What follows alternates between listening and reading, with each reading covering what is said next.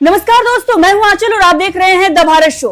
प्रधानमंत्री नरेंद्र मोदी और गृह मंत्री अमित शाह की मुश्किलें कम होने का नाम नहीं ले रही हैं। एक तरफ लोकसभा चुनाव में बीजेपी को अपनी करारी हार नजर आ रही है। प्रधानमंत्री नरेंद्र मोदी के बयान का स्तर धीरे धीरे गिरता ही जा रहा है। अडानी और अंबानी पर भी हमला बोलने पर प्रधानमंत्री नरेंद्र मोदी उतारू हो गए हैं। तो वहीं दूसरी तरफ बनी बनाई सरकार हरियाणा की बीजेपी की जा रही है। जी हाँ, नायब सिंह सैनी सरकार अल्पमत में आ गई है और अब सरकार गिरने जा रही है, क्योंकि अब फ्लोर टेस्ट की मांग शुरू हो गई है। राष्ट्रपति शासन लगाने की मांग शुरू हुई थी, लेकिन अब दुष्यंत चौटाला के एक ऐलान के बाद अब कांग्रेस सरकार बना सकती है, ऐसी खबरें आ रही हैं। दुष्यंत चौटाला ने कांग्रेस को समर्थन देने का ऐलान कर दिया है, जिसके बाद बीजेपी का गणित बुरी तरीके से बिगड़ गया है।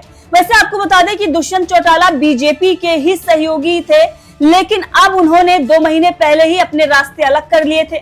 काफी लंबे समय से बीजेपी और जेजेपी के बीच टकराव चल रहा था, लेकिन लोकसभा चुनाव से पहले दोनों के रास्ते अलग हुए और जेजेपी को पूरे प्रदेश में भारी नुकसान हो रहा है। जगह जगह पर उनका विरोध हो रहा है। यह इसलिए हो रहा है क्योंकि उन्होंने बीजेपी का समर्थन किया था। इसीलिए अब वो अपने आप को पाक साफ दिखाने के लिए, अपने दाग धुलने के लिए कांग्रेस के साथ आना चाहते हैं और नायब सिंह सैनी सरकार गिराना चाहते हैं। क्या कुछ है पूरा आंकड़ा, चलिए आपको विस्तार से समझाते हैं। दरअसल मामला ये हुआ कि 3 निर्दलीय विधायकों ने बीजेपी सरकार से अपना समर्थन वापस ले लिया और भूपेंद्र हुड्डा, जो कि नेता प्रतिपक्ष हैं, उनके साथ मिलकर उन्होंने बड़ा ऐलान कर दिया कि हम बाहर से कांग्रेस को समर्थन देंगे।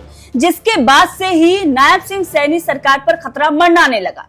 अब जब इस पर सवाल बीजेपी से पूछा गया तो नायब सिंह सैनी ने प्रेस कॉन्फ्रेंस किया। अनिल विज ने भी ये कहा कि हमारी डबल इंजन नहीं बल्कि ट्रिपल इंजन की सरकार है, कोई खतरा ही नहीं है। प्रधानमंत्री नरेंद्र मोदी सरकार को चला रहे हैं, मनोहर लाल खट्टर चला रहे हैं, नायब सिंह सैनी तो मुख्यमंत्री है ही, वो तो चला ही रहे हैं। 3 लोग मिलकर अगर एक सरकार को चला रहे हैं तो उस पर कोई खतरा आ ही नहीं सकता। लेकिन अब खतरा ऐसे आ गया है कि इस पूरे मामले में दुष्यंत चौटाला ने एंट्री मार दी है। वैसे दुष्यंत चौटाला काफी दिनों से भारी विरोध झेल रहे हैं। अब ऐसे में उनके दिल में जो कसक है उसे निकालने के लिए कि बीजेपी के साथ वो गए और उसके बाद बीजेपी ने उनको नुकसान पहुंचाया। और बीजेपी का तो इतिहास रहा है, जो पार्टी उसके साथ आती है, सहयोगी पार्टी बनती है, उसे वो पूरी तरीके से खत्म कर देते हैं। यही काम दुष्यंत चौटाला के साथ भी करने की कोशिश बीजेपी ने की। अभी भी बीजेपी ये दावा कर रही है कि दुष्यंत चौटाला के जो 10 विधायक हैं, उनमें से 6 विधायक जो है वो हमारे संपर्क में है। लेकिन अब दुष्यंत चौटाला यहाँ खेल करने की कोशिश कर रहे हैं। खेल क्या करने की कोशिश कर रहे हैं, चलिए आपको बताते हैं। पूरा वीडियो देखिए, आपको समझ में आ जाएगा कि हरियाणा में आखिर चल क्या रहा है और कैसे नायब सिंह सैनी सरकार जा रही है। अब नायब सिंह सैनी सरकार के अल्पमत में आते ही कांग्रेस ने मांग कर दी कि नायब सिंह सैनी को इस्तीफा देना चाहिए, राष्ट्रपति शासन लागू होना चाहिए। अब राष्ट्रपति शासन लागू करने की मांग जैसे ही दीपेंद्र हुड्डा और भूपेंद्र हुड्डा की तरफ से की गई, आप बयान सुन सकते हैं। अब ये 3 विधायकों ने समर्थन वापस लिया। ये 42 का इनका नंबर आंकड़ा रह गया है। नैतिक अधिकार नायब सिंह जी की सरकार को नहीं है। उनको नैतिकता के आधार पर इस्तीफा देके और निष्पक्षता से राष्ट्रपति शासन लागू होकर चुनाव होने चाहिए और यही हमारी मांग है। अगर वो इस्तीफा नहीं देते तो इसमें गवर्नर साहब को संवैधानिक अपनी जो मैं समझता हूँ कि परिचय देना चाहिए निष्पक्षता का और इस सरकार को बर्खास्त करके राष्ट्रपति शासन के हिसाब से चुनाव कराना चाहिए। लिख के दें गवर्नर को, फिर हमारे डेपुटेशन मिलेगा 50 साल के आगे और सरकार को जो है राष्ट्रपति शासन लगना चाहिए और चुनाव होने चाहिए। इस बयान के बाद दुष्यंत चौटाला ने ऐलान कर दिया कि मैं कांग्रेस को बाहर से समर्थन देने के लिए तैयार। अगर वो कांग्रेस के पाले में उन्होंने गेंद डाली और ये कहा कि अगर वो राष्ट्रपति शासन लागू करने की मांग करते हैं या फिर सरकार बनाने का दावा पेश करते हैं तो मैं उन्हें समर्थन देने के लिए तैयार हूं। दुष्यंत चौटाला ने क्या कहा, चलिए वो सुनाते सुनिए।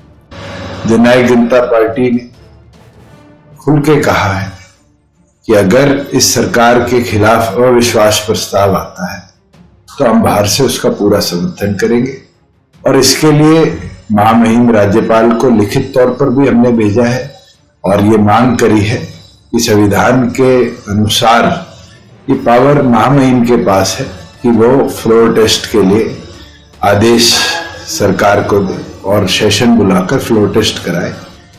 अब कांग्रेस ने एक कदम उठाना है। तो आपने सुना, सीधे तौर पर उनका ये बयान था। उसके बाद भूपेंद्र हुड्डा और दीपेंद्र हुड्डा ने ये कहा कि राष्ट्रपति शासन लागू करना या सरकार का समर्थन देने का अगर जो दावा किया जा रहा है जेजेपी के तरफ से तो उन्हें लिखित में देना चाहिए। लिखित में देने के लिए भी दुष्यंत चौटाला तैयार हो गए हैं। अब ऐसे में सवाल ये उठ रहा है कि क्या जेजेपी बीजेपी की सरकार गिरा सकती है। क्या दुष्यंत चौटाला के ऐलान के बाद नायब सिंह सैनी की कुर्सी जा सकती है?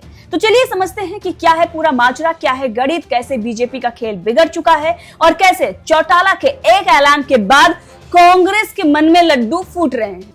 अब देखिए, सीटों का आंकड़ा जो है वो आपके सामने है, आप यहाँ पर देख सकते हैं। 90 विधानसभा सीट है हरियाणा में और यहाँ पर 2 सीटें जो हैं वो खाली है, नीचे आप देख सकते हैं रिक्त लिखा हुआ है। अब ऐसे में 88 सीट हुई, 88 का अगर आप हाफ करेंगे और +1 तो 45 बहुमत के लिए चाहिए। लेकिन आप ऊपर देख रहे हैं जो सरकार मौजूदा चल रही है, एनडीए की सरकार, उसके पास 45 नहीं बल्कि 42 ही विधायकों का समर्थन है। मतलब वो अल्पमत में चल रही है। अभी तक 44 की बात की जा रही थी, लेकिन अब 2 और निर्दलीय विधायकों ने समर्थन वापस लिया है।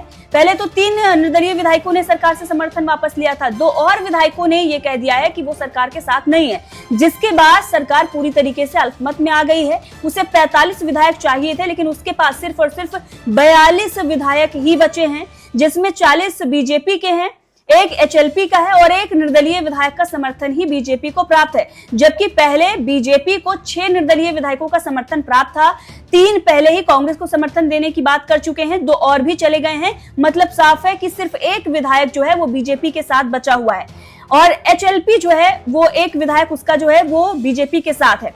अब ऐसे में जो विरोध में खड़े हुए हैं विधायक, उनकी संख्या जो है वो 45 हो गई है, यानी कि बहुमत का आंकड़ा वो पार कर रहे हैं। और इनमें से अभय चौटाला की जो पार्टी है, अगर वो भी समर्थन दे देती है तो फिर आप समझ लीजिए कि पूरी तरीके से बीजेपी की सरकार जा रही है। अगर अभय चौटाला की पार्टी समर्थन नहीं भी देती है तब भी, लेकिन बताया जा रहा है कि वो भी समर्थन देने के लिए तैयार हैं। अब ऐसे में सवाल जो ये था कांग्रेस की तरफ से कि अगर ये लोग बी टीम नहीं है, जो भी निर्दलीय जो अभी तक बीजेपी के साथ थे और अब वो अलग हो रहे हैं, क्योंकि मौजूदा हालात जो है हरियाणा में वो कांग्रेस के पक्ष में नजर आ रहे हैं, जिसे देखते हुए तो अगर वो बी टीम नहीं है बीजेपी की, अगर उनके समर्थन में नहीं है तो फिर उन्हें लिखित में देना चाहिए और अभय चौटाला इसके लिए तैयार भी हो गए हैं। अब ऐसे में तो जो और भी बातें कही जा रही है कि जो नियम है उसके मुताबिक क्या होना चाहिए, तो चलिए आपको बताते हैं कि नियम क्या है। नियम को भी समझना बहुत जरूरी है। दरअसल हरियाणा सरकार को अल्पमत साबित करने के लिए विपक्षी दलों को सदन में अविश्वास प्रस्ताव लाना होगा। लेकिन बड़ी बात इसमें यह है कि कांग्रेस मार्च में हरियाणा विधानसभा में अविश्वास प्रस्ताव लाई थी। अब ऐसे में कुछ लोगों का यह कहना है कि अभी विधानसभा में अविश्वास प्रस्ताव सरकार के खिलाफ नहीं लाया जा सकता है, क्योंकि 2 अविश्वास प्रस्ताव के बीच कम से कम 180 दिन का गैप होना जरूरी है। इसके हिसाब से 6 महीने तक सैनी सरकार पर कोई खतरा नहीं है।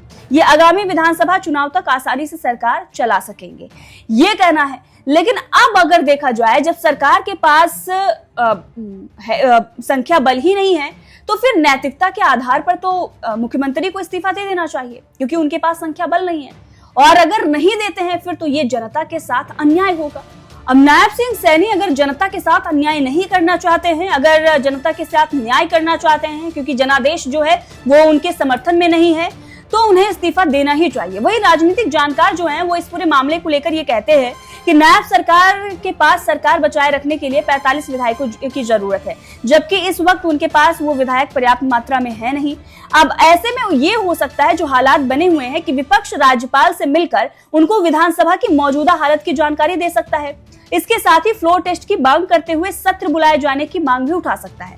हरियाणा के मौजूदा हालात में सबसे अहम भूमिका जो है वो राज्यपाल की ही है, और राज्यपाल से जो है वो फ्लोर टेस्ट की मांग जो है वो कांग्रेस कर सकती है, ऐसी खबरें आ रही है।